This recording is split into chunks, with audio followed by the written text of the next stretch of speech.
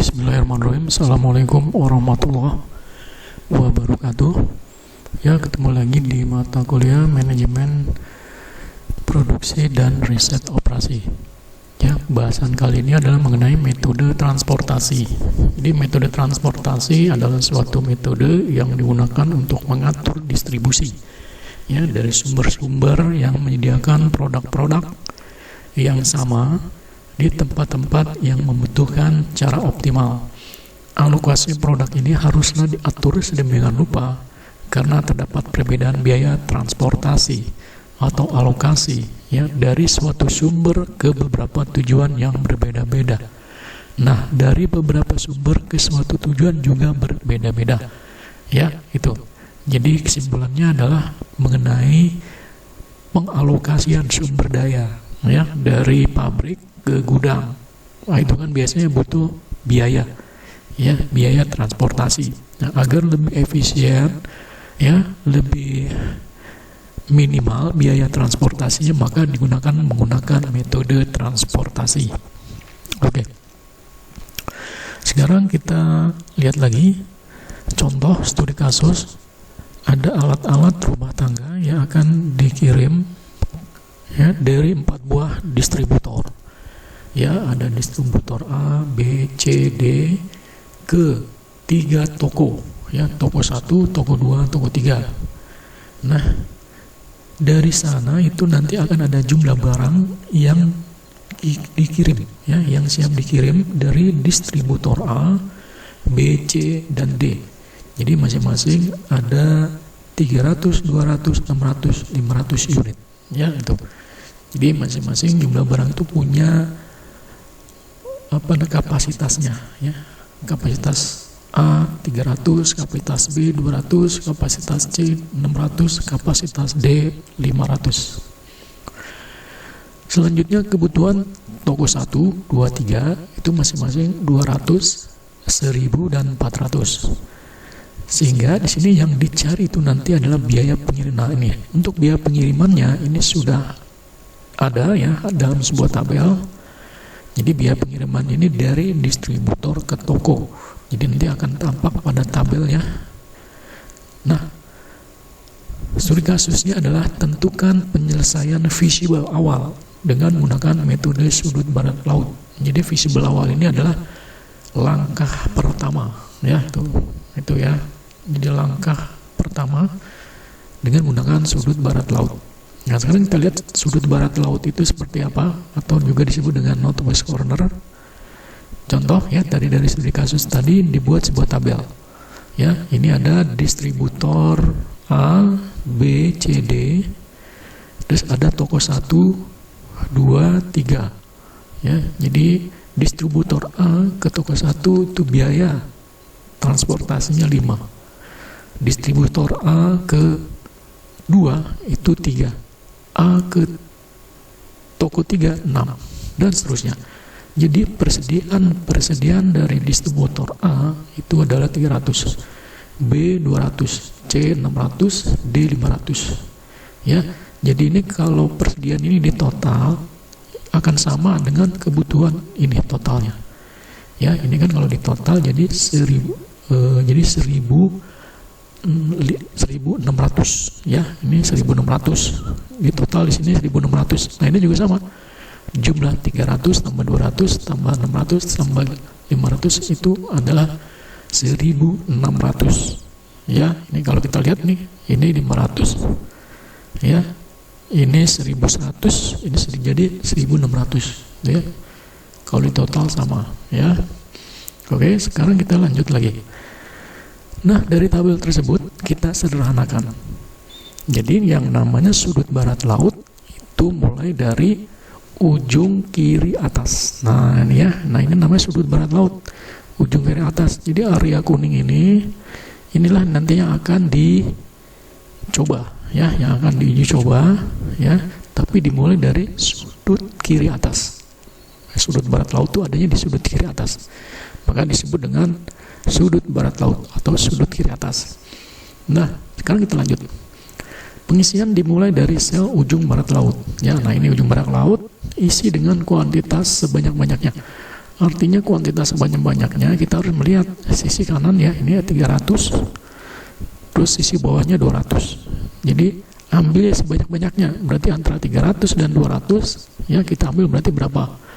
200 ya. Kalau 300 di sini bisa, tapi di sini nggak bisa ya, kelebihan.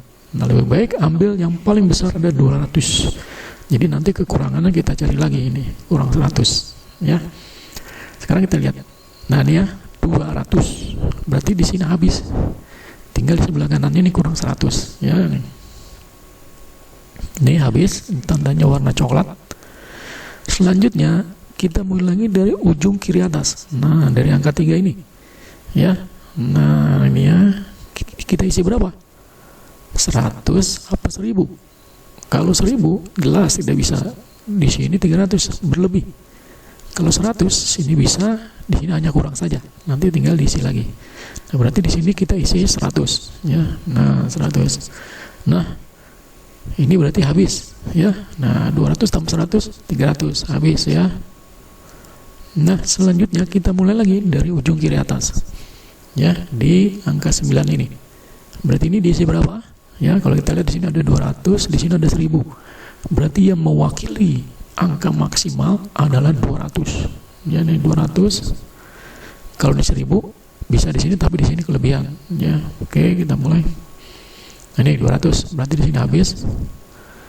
Ya, terus mulai lagi dari ujung kiri atas. Ya, ini 600, di sini 1000.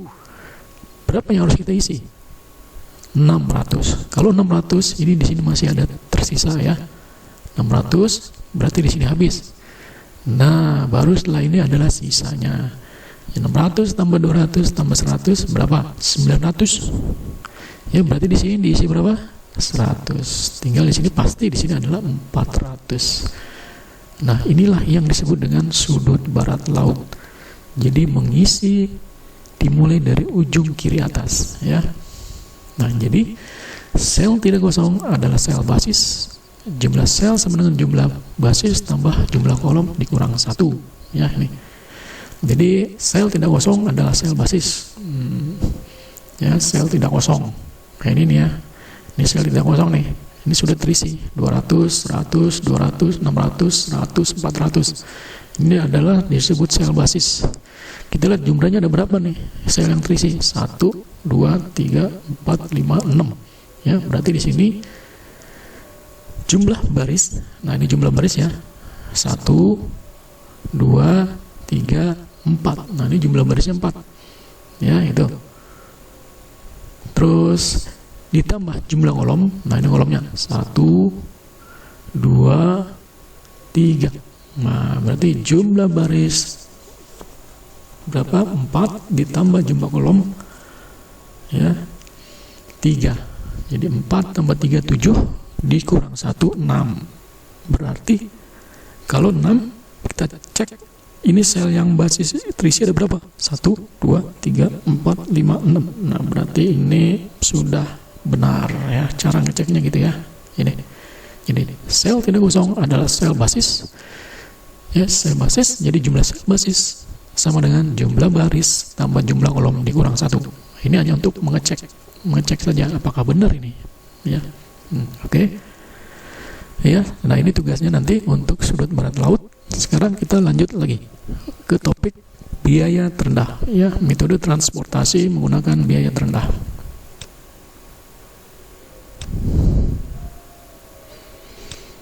Oke ya.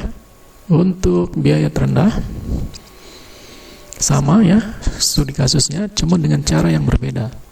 Dia dimulai dari area kuning ini ya, mana yang angkanya paling kecil ya, antara 5, 3, 6, 2, 9, 4, 3, 7, 8, 6, 1, 4. Ini mana yang paling kecil? Yang paling kecil itu 1. Nah, ini dimulai dari 1 dulu ya. Nah, ini seperti ini. Pengisian dimulai dari sel dengan biaya terkecil, isi dengan kuantitas sebanyak-banyaknya. Ini menyebabkan sisa sel di baris atau kolom tersebut tidak dapat diisi lagi, warna coklat. Biaya terkecil sama, pilih secara bebas. Nah, jadi gini ya, kalau biaya terkecilnya sama berarti kita bebas pilih mana salah satunya. Nah, ini yang paling kecil ini 1.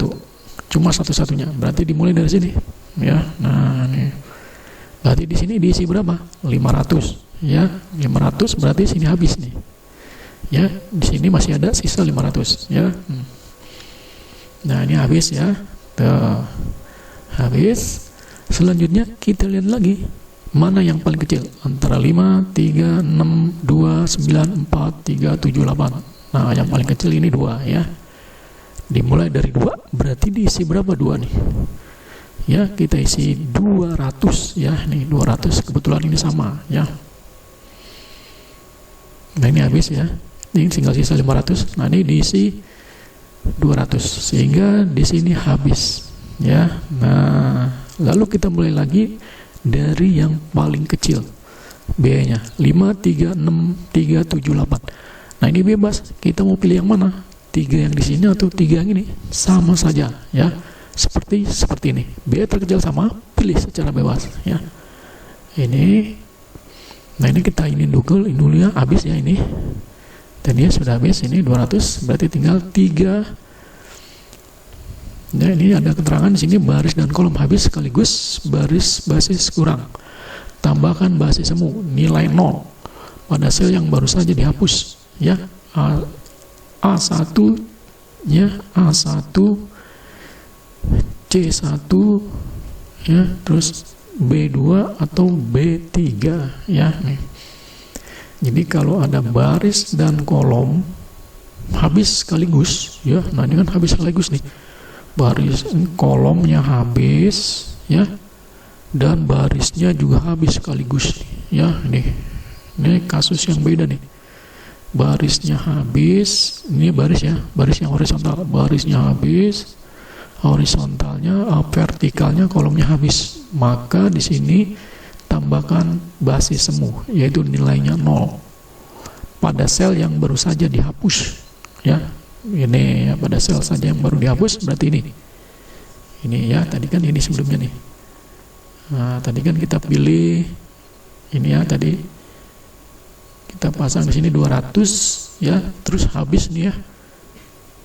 Itu ya, baris pertama habis sekaligus juga kolomnya habis. Nah berarti kita harus isi angka 0 semu ya. Nah ini angka 0 semu ya. Ini di sel yang baru saja dihapus, berarti di antara ini yang baru saja dihapus ini di sini ya. Oke, kita lanjut lagi. Selanjutnya di sini 3, 6, 7, 8. Mana yang paling kecil? Nah di sini ya 3 ya. Nah kita mulai isi 3 di sini 300. Berarti di sini habis ya. Di sini masih 800 ya.